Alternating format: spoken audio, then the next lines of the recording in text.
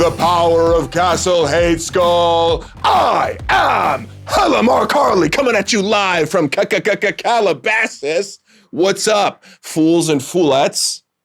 It's your boy back with another absolute, you guessed it, banger of an episode. Episode 6, we're still here. It's so crazy because I could have sworn there was like 3, 4, a dozen, 100 haters saying, no way this podcast, this pile of garbage he calls a podcast, is going to make it past episode 5. But here we are. So here's I have this L for you, and I have, and that one too, and and that L right there. So why don't you hold that, okay? We'll talk after the podcast. Maybe you have some predictions about whether it'll go to episode 7 or not.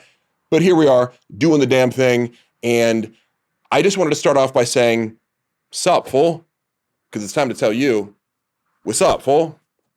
So, this weekend, as you might have heard, as you might have seen online, as you might have seen on Brendan Schaub's social media or the Buttery Bros social media, I did my first ever Tough Mudder. And the Tough Mudder, for those of you who don't know, it's a race with obstacles.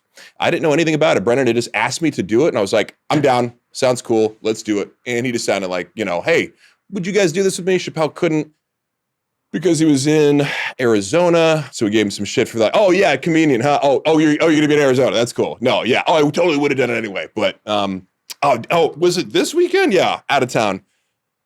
I think he actually booked his trip after Brendan asked him, just to have an excuse. Who knows? We'll never know. Chappelle, maybe you can clear that up for us, right?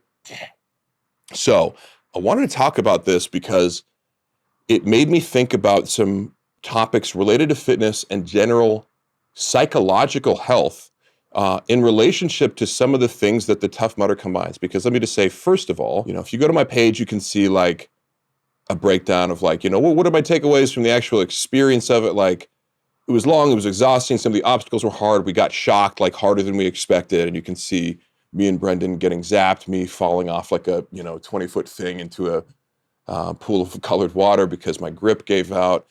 If you want to see those kind of highlights, go to my page, go to the Thick Boy vlog, and you can see what it was actually like. So I'm not going to recap that here per se, but I am going to recap my thoughts about why was this such a positive experience for me?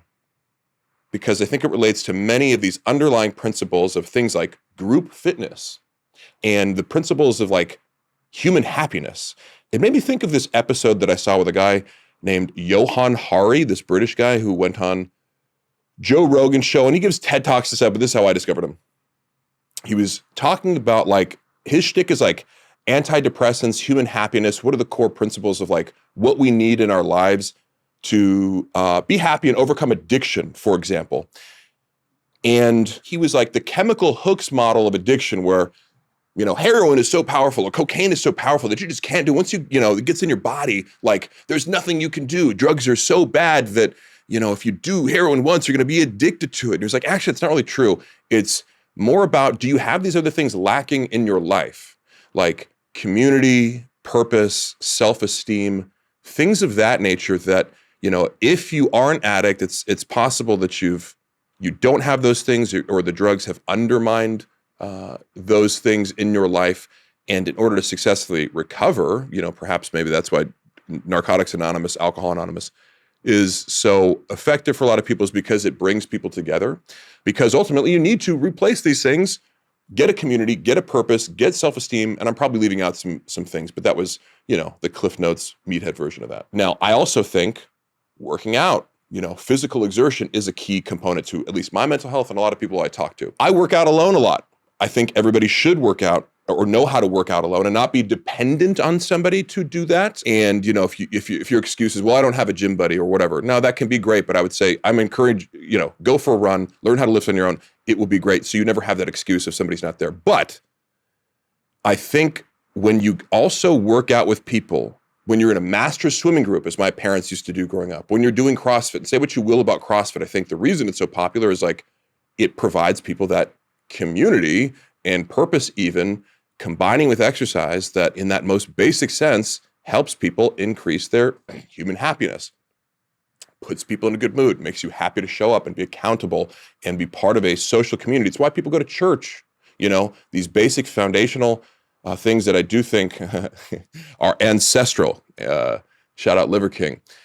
So to bring that all back to the Tough Mudder, what I didn't account for, because I literally didn't look anything up. Brendan was just like, you want to do this Tough Mudder? I'm like, yes. Where do I sign up? I didn't do an ounce of research into like what it entailed or look up videos of it or anything, just knowing like, all right, it's 10 miles, it'll be tough, I can do it. And, you know, if the obstacles are so tough that I can't do it, then, you know, I was out of my depth. Anyway, it'll be funny. It'll be funny to watch me fail at all of them. The environment of the Tough Mudder was what I didn't expect. You go there and it's like, there's music playing, there's tents, there's like people from all walks of life. I had, you know, the people who you might see posting about it, maybe they're more into athletics, or you see a fitness influencer post about it and maybe assume like, oh, these people are all in super good shape and training for the Tough Mudder and run 10 miles on a regular basis. But what I saw was a lot of ordinary people, men, women, different body shapes, different levels of fitness. And there was, you know, an explicit encouraging of helping each other out, right? Of persevering and doing your best, finishing the damn thing. But if you see somebody struggling, help them out. So you have this element of like community coming together, positivity. And it's one thing to pay lip service to that, but it actually like played out. They hooked us up with these guys, the Buttery Bros. They were super fun. We were, you know, we got on each other's like vlogs. They filmed us and you know, my main takeaway, these guys were fun, really positive. We had a bunch of laughs, you know, throughout, kind of sticking with their general pace throughout the journey. We make friends. Like, this was what I was not expecting, to go make friends, to exert myself, to like be entertained by all these people, like, you know, trying to get up the wall and not succeeding and try, you know, like it was just it was very like aspirationally human. You see people like trying to do things that maybe, you know, you get up the wall, it's like, it's out of your reach. I looked at it and said, I'm not gonna be able to do that, but it was fun to watch people like and sliding down, you know, and trying again and trying again. There is a metaphor there for like, you know, humans like reaching and not, you know, falling down the hill and getting back up again. And at the end of it, like, goddamn if you're not in a good mood. You just ran 10 miles and got shocked and climbed over. My wrists were, I'm like, I don't even know that I climbed that much, but like my grip was just shot completely. You're in a cold bath, you know, you're fatigued, you're cramping, all these things, but you're just in a tremendous mood. Every person who crosses the finish line is in an amazing mood. I ate a hot dog afterwards. I remember I was like, this is the best fucking tasting hot dog that I've ever had. I don't know if it was just because I was hungry or the guy making it was an incredible chef who's yet to be discovered, but it was the best hot dog I've ever had. And one of the best days I've ever had in recent memory. So I'm just going to put this out as a general recommendation for anybody. If you're struggling with mental health, if you have any of these things that like you feel like you're missing community, you're missing purpose, things like that, maybe an exercise, as something as simple as a spin class or a cardio kickboxing class, because you'll experience these things too. It's fun to go to a kickboxing class and like meet people, meet a bunch of wine moms in, you know, Sherman Oaks, which is my last experience doing a kickboxing class. You meet people you wouldn't normally meet and you talk to them and you connect and you kind of are reminded you can connect to anybody over these, you know, when you come to a neutral playing ground and have fun and compete and exert yourself, magical things happen. And also, just to finish that off, if you're depressed and you say that you can't sleep or you're an insomniac, but you are not going out and trying to exercise. I thought of this analogy. It's like you call the IT guy. It's like, you know, he goes, have you tried plugging it in? That's exercise to the basic elements of mental health, including sleep and happiness. If you're doing everything but exercising, I would ask you, did you plug it in? Did you go for a walk today? Did you do some push-ups? No? Then go try that and come back to me. Bye-bye. Okay, so for this week's This Is Why We Can't Have Nice Gyms, I was forwarded a video by a very special man named Gary. He showed me a video that's been going around that includes this guy squatting. I'm not gonna guess, he has some of these bumper plates on there. Let's 400 pounds maybe. I'm not gonna do the math real quick, but I would say over 300 pounds for sure. I'm not gonna add up all those different sized plates. What we're seeing here is a guy who gets stuck, looks like in his home gym, doing squats on his like box squats, right? And he's got somebody with him who looks like his little brother maybe, taking off, you know, one plate at a time. And I don't know if you can hear the audio or what they'll play. I'm just looking at the video right now. But in the video, he's screaming. He's like, ah, fuck, oh my God, get it off. Ah. So there's this aspect of like, I can't fucking do it. I can't, fuck, take it off. Oh my God. So I wanted to do this one. I had something else planned and then Gary showed me this. I'm like, I got to do this because he's not only like incompetent at like clearing this lift, but he's like verbally abusing a 12-year-old. So there's a lot going on in there that I want to dissect because it's my contention, and I've mentioned this before, that you shouldn't be going into a gym. Like I mentioned how these guys like doing partial reps in my partial rep segment. These guys will like recruit me to like lift 120-pound dumbbells up on their shoulders. And I'm like, if you can't handle that dumbbell, you shouldn't be lifting it. If you need 2 spotters to stand on one leg with 315, you shouldn't be doing it. Before we started recording, I was struggling to think, what are some lifts that I would never do without a spotter that I couldn't also do on my own? If I'm benching, I don't put clips on, for example, because worst case scenario, if I fail, and I'm also pretty good at just gauging when I'm going to failure. So it's very rare that I would miss a lift alone. But if you can get it up to here, if you get it a few inches off your chest, most bench racks have like a lower rack that you can dump it on just in case. But even if they don't, and you don't have clips on, you can dump it to one side and then it flies over. So really, like, that's one principle. If you're benching, you don't put clips on in case you need to bail on the lift. If you're using dumbbells, obviously that takes care of itself. You can just drop them. If you're doing a squat, you need to learn how to either, I prefer dumping it behind me, and that's like with no safety pins or whatever, but you can always set safety pins. In this case, obviously the guy doesn't have a squat rack, but I'm going, the kid must have not been there before. Either he came in there or not, but the first thing we go, hey, get away from me. I'm about to dump this weight. You need to learn how to, if you're stuck in this position, throw it backwards. It's going to hit the box or the bench and nothing terrible is going to happen. Or he could even like, if you like create some momentum, you can get it over your neck. It's going to be more dangerous, but it actually, you'll see it a lot where people can throw something over their head that looks really heavy. It's just, you have to be confident enough to like get your head out of the way. So would I recommend that here? No, but it's this principle of don't try weights in the gym that could get you in that position. And if you're squatting any sort of weight, have an exit strategy. Kind of like I tell you about anabolics, have an exit strategy. What are you doing in the gym that you're stuck there and you're so mad that you're verbally abusing your little brother? Obviously this guy's got psychological issues if he's doing that, but there's just no excuse for this. This goes for anything. There's no reason you should ever get trapped under a bench. And you'll see these fail videos all the time where guys have like, they'll like be benching and then suddenly like it slams on their neck. It's like, how the fuck did that even happen? Like, what is your instinct to go from here to like, now it's choking the dog shit out of me. That's just a sign that you didn't think this through. You're not advanced enough. Maybe you need to do some dumbbells for a while because you can't bench, you can't squat, and you're being a really bad older brother, okay? That's what I really want to talk to you about today. You didn't just fail the lift, you failed as a brother. Get the fuck out of my office. All right, we get another episode of Mark Harley's Bro Science Academy. Sometimes I'll have stuff planned out and then something happens at the last minute, like right before the show. I'm like, I gotta do this because it just made me laugh and you know, I'll save this other topic. I was gonna talk about artificial sweeteners today. I'm gonna do that for another week, I think. This guy, Kane, who's from Australia, sends me a message. And it's funny because sometimes people will send me messages and like, it takes me a second to know whether somebody's a hater or not sometimes because like the language can kind of be the same, but like, and you're almost like, I'm expecting certain like nasty DMs in my DM requests. So like, at first I actually thought this guy was talking shit to me. He goes, "What's going on, you meatball looking cunt?" He says, "What's going on, you meatball looking cunt?" Now, just from those words, I assumed he was a hater. Then he goes on to say, "As a meatball with hair, I need some advice. What roids can I run and not loose?" I think he meant lose my hair. You reckon? And I probably read that as recon. You recon, but he's Australian saying, "You reckon? What do you reckon, mate? If I half dose Rad 140, I'll keep my trim." I love his use of Aussie slang throughout our exchange. I said, "You're a maniac. Most anabolics have at least some potential for hair loss," which is true. I honestly, and I just tell him, like I always tell people, I wouldn't run SARMs without a test base. I think it's a bad idea. I think it's a common thing that these kids do. I'm just going to run SARMs. And We can do a deep dive on that maybe later, but it's something, if you tell me, I just want to run SARMs. No.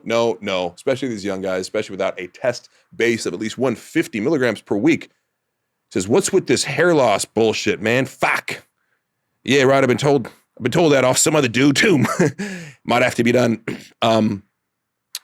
This just made me think not so much about like what roids can I do to not lose my hair? They're all going to make you lose your hair, but there are some that are better than others.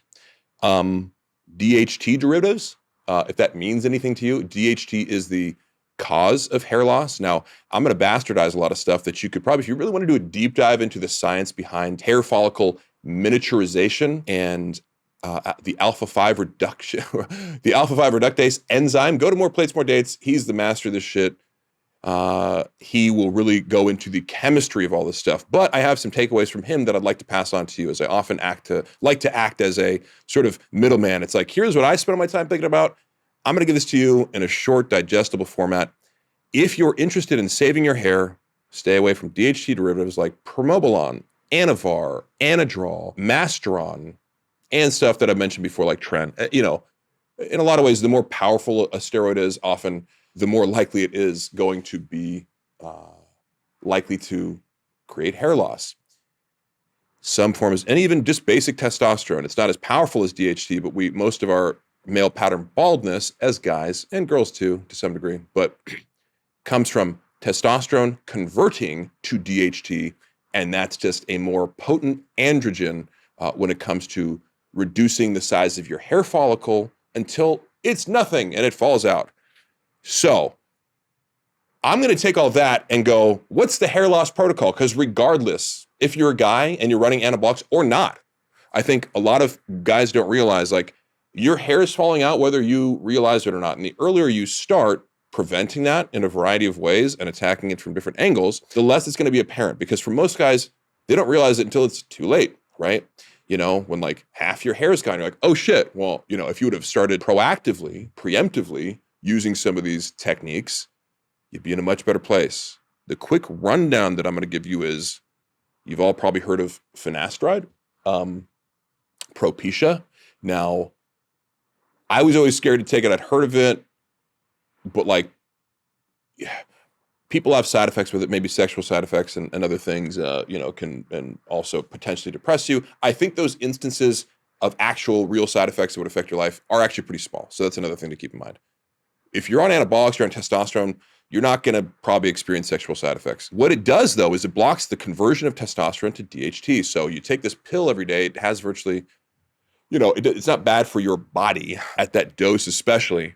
And it's going to block the conversion on a chemical level, preventing the 5-alpha reduction of testosterone into DHT, right? So that's one mechanism, is just preventing DHT from being created from testosterone. The second thing is minoxidil or Rogaine. What Rogaine does is create more hair growth in areas, where your hair is falling out. I even use it on guys will use it on their beards and eyebrows and stuff like that. I can't grow a beard, so I'll put this on my face, hoping for something. I just want it to connect. I just want a little something, a little scruff, and I can fill it in with a Sharpie later.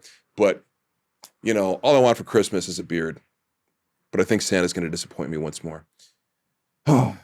So minoxidil will regrow hair. It's just not going to regrow hair fast enough to, if you're experiencing male pattern baldness, like minoxidil, you're not going to keep up with it because we're always like losing hair. It's falling out. We're shedding all these sorts of things. So like you have to take the preventing the falling out and then regrowing it at the same time. Those combine synergistically to create more hair. And then the third one that you might not have heard of doesn't even have an actual name. I know it as RU58841.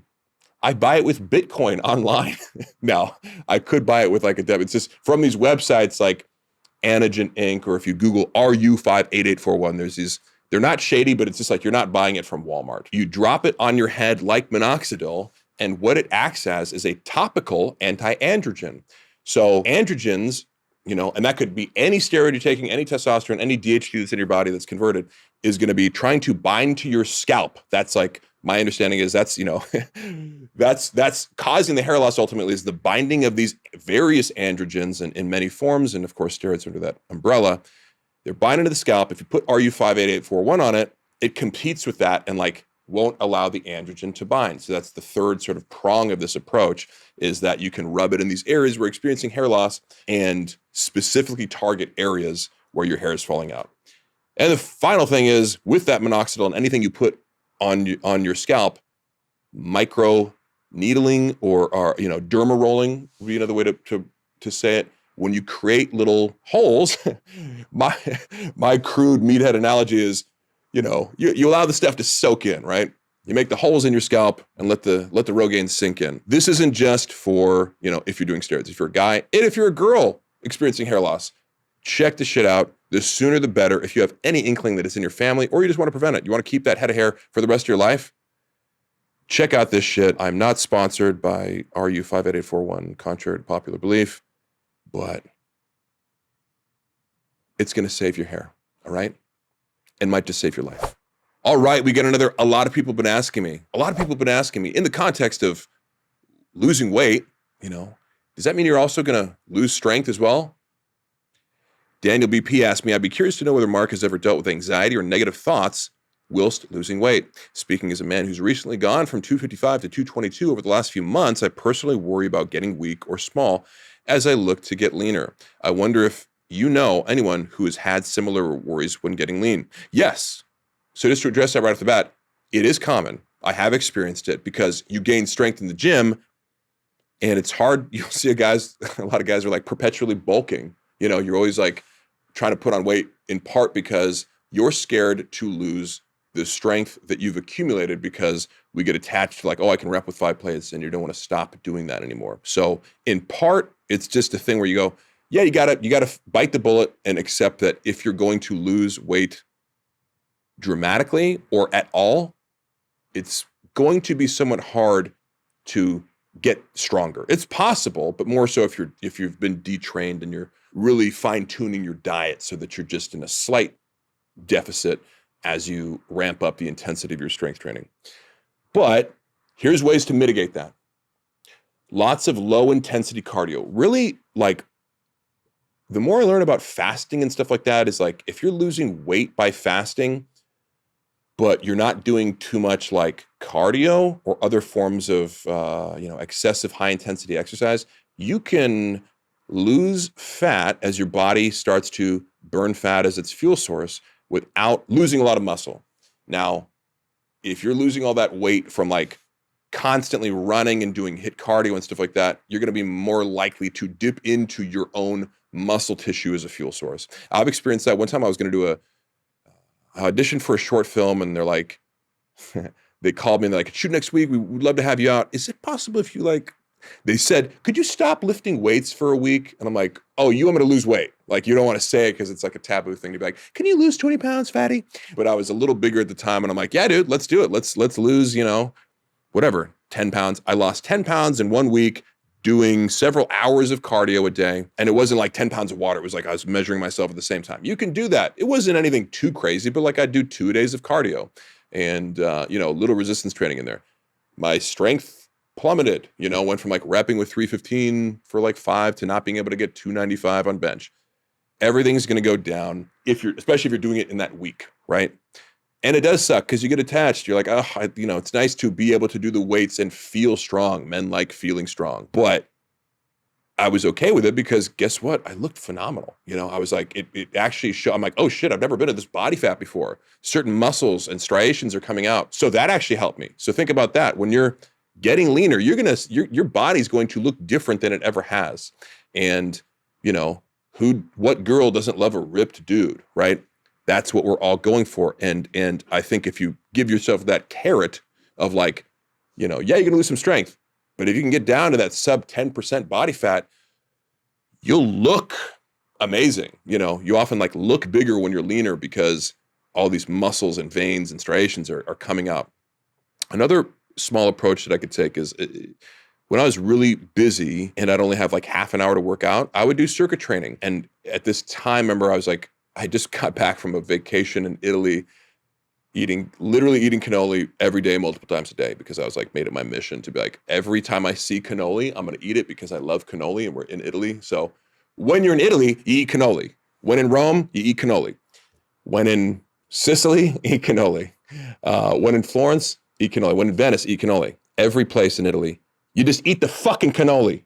Don't forget the cannoli. So needless to say, I didn't even realize it at the time, but I got back. It was around this time because I remember I saw a picture of myself at Halloween and I was like, I'm fat. So like, goddamn, my style, like wore this tight t-shirt. Like I dressed up as a vampire and had like a tight, like form-fitting white shirt on. And it fit the form that my fat stomach was making. And I saw that I was chubby in my cheeks. So anyway, I wanted to get ripped, didn't have that much time. And what I started doing was doing circuit training with like, I'd pick like 5 movements: a push, a pull, a squat, a hinge, and an ab. And I'd do boom, boom, boom, boom, boom. Just grab a pair of dumbbells and like, I wasn't using max weight. I'd use stuff that was tough for me, but in the context of like a high intensity circuit, you're not maxing out. That's one way to take your mind off the fact that you're getting weaker, is you're not like going for a max set of bench press. You just go, I'm starting with submaximal weight. I'm not looking at this as a test of how I can, like, am I getting the same 10 reps? It allows you to mentally throw it out the window so that you're not thinking about it. So that's how you trick yourself into not being a complete fat ass. Get it? Do it. Okay. This week we got another saucy or not. Somebody brought this to my attention, a guy named Blake Blanco, which in Spanish means Blake White. Scored a 3 on the AP exam. No biggie. Get over it. So, tells me, yeah, bro, I got a natty or not for you. Doyle from the Misfits. I'd never heard this guy of the Misfits, but I'd never seen this guy. I believe he's vegan as well. I said, wow, send me his sauciest pick. And boy, did he ever send me his sauciest pick. 57-year-old vegan monster. Now, as I look at this guy, this is the first part I'm going to talk about, like whether or not he's on steroids. Well, obviously, if you're 57 years old, looking like you could be about, 8% body fat, maybe lower, really dry, really lean, great abs, large pecs, large shoulders, full muscle bellies. Like he doesn't look super depleted either. I would say, yeah, it wouldn't surprise me at all if he was on some test, some HGH, an anti-aging protocol as well, because he just overall looks phenomenal. And also I think while it's possible to eat clean on any diet, I think when you're vegan, it helps keep you sort of like underweight in a lot of ways if you're like also training, because like if you're eating more vegetables, you're eating a higher volume, lower calorie diet anyway, or higher volume, lower calorie foods anyway. So it wouldn't surprise me if this guy's diet was really on point and never really gets fat. And that plays out when I saw some younger pictures of him. He's genetically gifted, but he is bigger now than he was like seemingly in his 20s or 30s. Over time, if you're getting more muscular into your 50s, that's also a sign that you're 99% likely, that you're enhanced, unless you just like never trained before and suddenly you're hitting the gym like a maniac. But obviously this guy cares about his health. So I think it's fairly obvious looking at him. If you were looking at him, it's like this, if this guy was like 25, I'd say, okay, maybe he's natural. But at 57, that level of muscularity and leanness is pretty hard to accomplish. But bravo, he obviously works his ass off. And also consistency is a lesson here. This guy obviously never got out of shape, right? You can lift on and off or not at all or be sedentary, and like suddenly at 40, like you've gotten fat. It's just going to be harder to get ripped at a certain age if you've never done it before, right? I would rather talk to a guy who's like been ripped and just stayed that way. It's a lot less effort to uphold that over time versus somebody who like, you get even, you'll see kind of like the fat old guys with the hard bellies. It's like, that's not going away. It's at some point, things like that sort of become permanent or semi-permanent, or like, so difficult to get rid of that makes you realize that the best approach is just to try to be as consistent as possible throughout your life. Great advice, Mark. All you got to do to be ripped is just be as consistent as possible your entire fucking life. But it made me think of something. I remember one time my friend was like, man, you look like a melted candle when you're old. And in his mind, and I think a lot of people think this, that if you're big now, you're going to be fat and out of shape later. Because like, people always say, well, your muscle's going to turn into fat when you get old. That's just not the case, right? Now, a lot of people do just stop working out. Why do people, get fat in their 30s and 40s when they were in shape in high school? Well, a lot of people like Drink to excess. A lot of people just stop working out. Well, yeah, when your hormones kick in. No. Your metabolism doesn't actually ramp down that much. It's like 1 or 2%, right, as you get older. Your testosterone doesn't drop that much. But people use that as an excuse to say like, oh, well, I'm getting older and I'm getting out of shape. Well, you're also not working out ever, or you're sleeping like shit, and you're eating like shit. And if you eat a few extra 100 calories a day, you're going to get fat.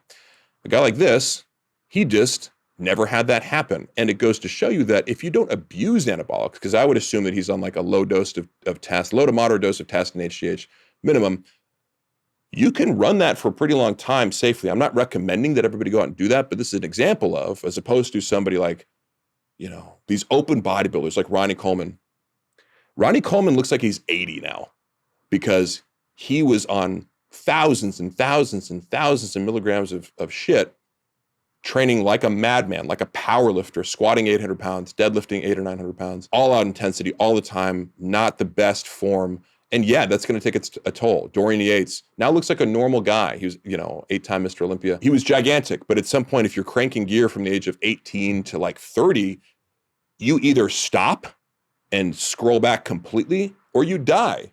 But if you take a moderate approach, you can actually extend your use out and mitigate a lot of the side effects to the point where it's, it's not this like media, like it's going to kill you in your heart and your liver values and destroy every organ in your body. Sure, people drop that on stage in the open bodybuilding competitions because they're on all sorts of crazy shit, so much growth hormone, so much testosterone and every other drug they can get their hands on in addition to insulin, fat burners, and diuretics. That's often what really kills people is like, you're 300 pounds ripped and then also taking all of the water out of your body. But I look at a guy like that and go, yeah, that's a great example of what you can do if you have consistency and moderation.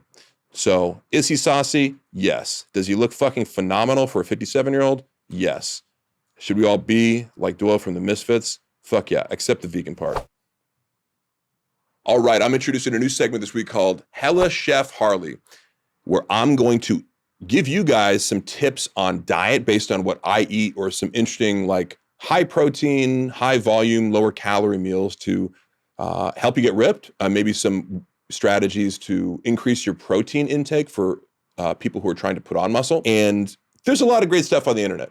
I'm not going to come at you. Like people always ask me, Mark, what's your diet look like? It's such a long conversation to like explain the principles of dieting and what I've learned over the years.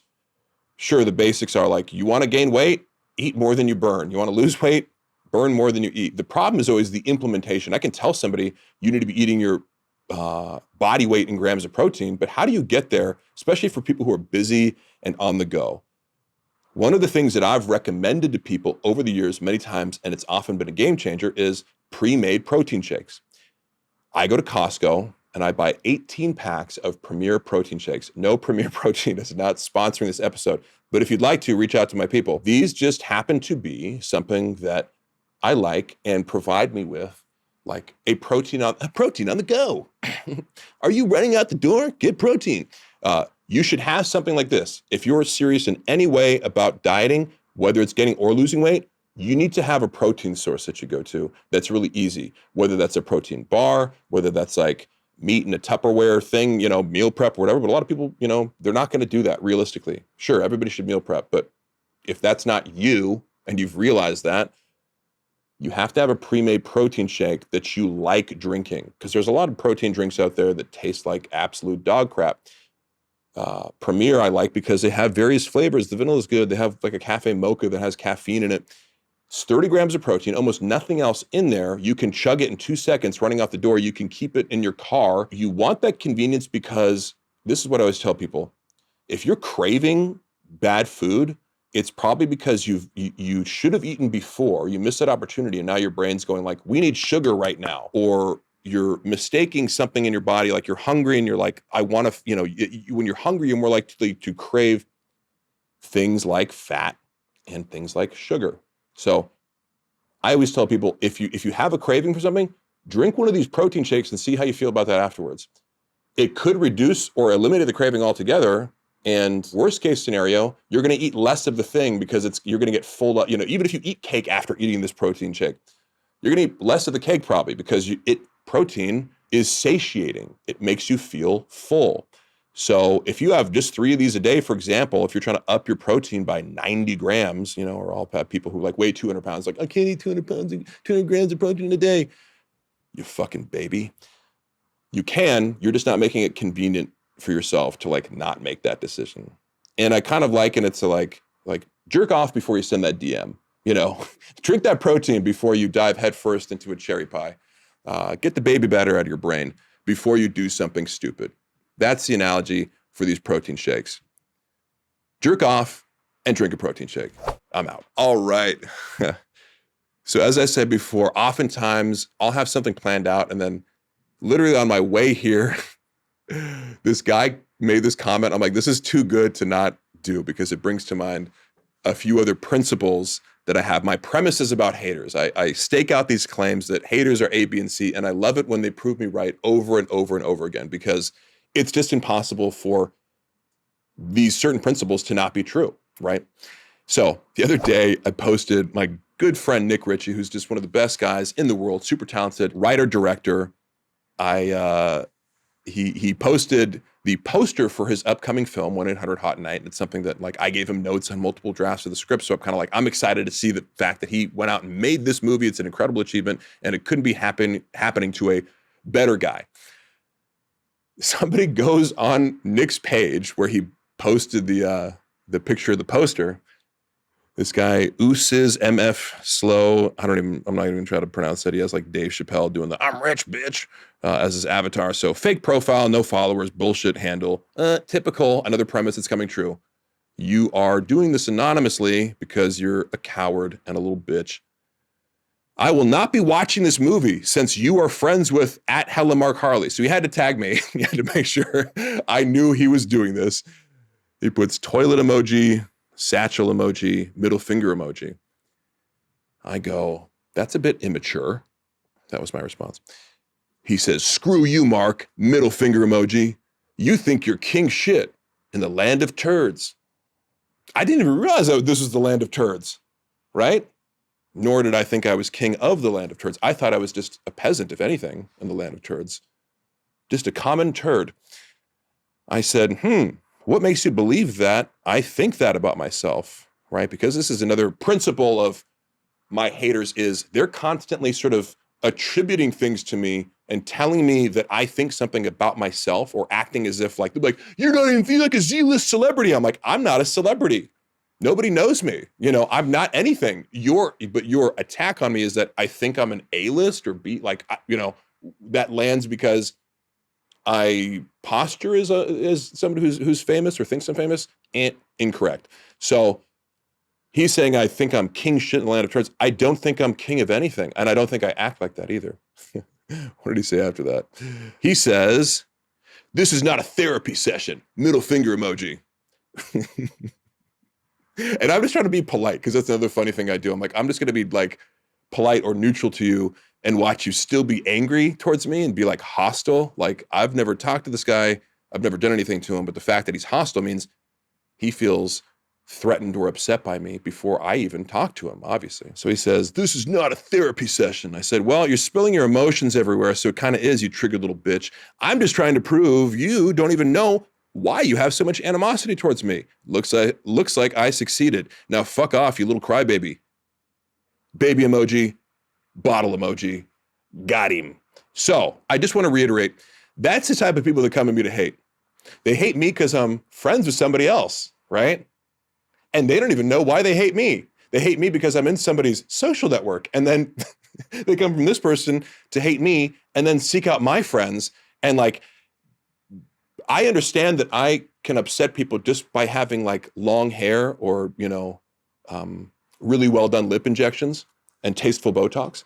But to go to Nick Ritchie, who if you've ever met him, I mean, I can't think of a single person on planet Earth who I've ever met who has a negative thing to say about Nick Ritchie. It just is very telling that you're willing to hate before you know what the fuck you're talking about, before you have examined anything. And really the immaturity, stupidity, and just ignorance of that, because you're ignorant of who this person is, but you're ready to condemn them or say, fuck your movie that I can't even see a trailer for. But again, that's always the paradigm that you will see again and again with my haters. They're angry, they're stupid, and they're little bitches. Gotcha. All right, thank you so much for watching the entire episode. I'm shocked you're still here. I was talking a lot this episode, but let's be fair. It was pretty interesting. It was pretty entertaining. So if you agree with that statement, please smash the like button, pound the subscribe button, or I'm going to be pounding my head into the fucking wall because why aren't more people subscribing? I don't know. I told them to, and they're not listening. Am I here? It's like, am I a joke to you? Do you care about me? Is it just, you just want to see my muscles? You just want to see pics on Instagram and like that? Tell me to take my shirt off. Tell me I've got the best physique in the Western Hemisphere. Is that all I am to you? Just a piece of fucking meat with 18 abs? Fuck you. Unless you subscribe, then I love you.